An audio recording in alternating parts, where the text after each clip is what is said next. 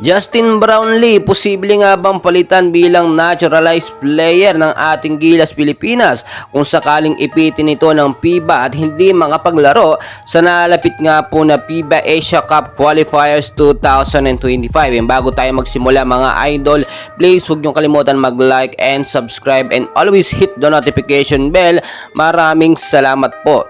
And it's official na nga po. Meron na tayong lineup para sa Gilas Pilipinas ngayong February window at maraming natuwa sa lineup ng Gilas Pilipinas dahil mas lumakas nga po ito.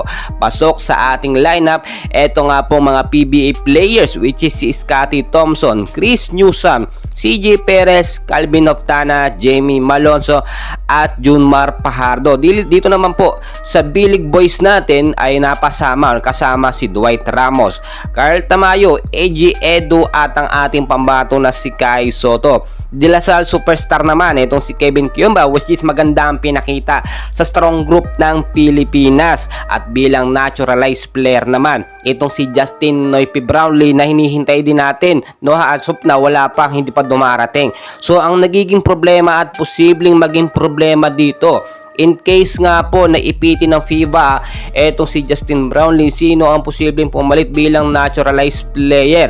Alam naman natin at gusto ng mga fans din, kung wala in case ito ay pwede naman daw itong si Jordan Clarkson, which is siya naman yung lumaro sa FIBA nung nakaraan nga po sa lineup ng Gilas Pilipinas. At marami din sasabi bakit hindi daw kuhanin itong si Dwight Howard ng strong group Philippines, which is maganda naman ang pinapakita so far.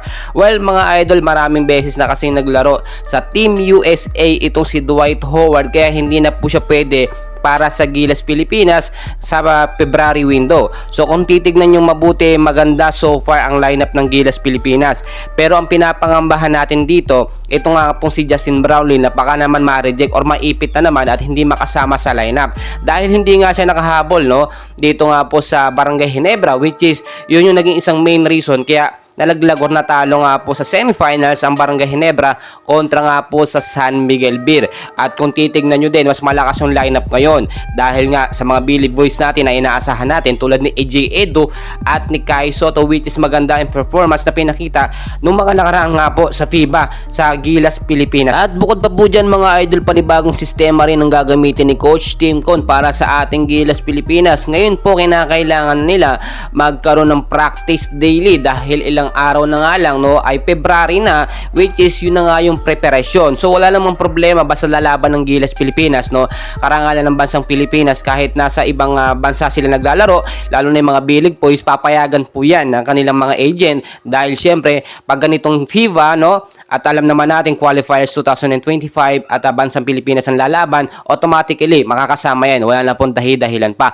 Mga idol, patuloy nating suportahan ang ating Gilas Pilipinas. Alam nating malakas ang lineup, pero hintayin natin yung update dito kay Justin Noype Brownlee. As of na wala pang confirm na talagang makakasama si Justin Brownlee dahil wala pa nga o manggagaling pa ang decision sa FIBA. Patuloy ko kayong i-update mga idol, and please don't forget naman po to like and subscribe. Maraming salamat.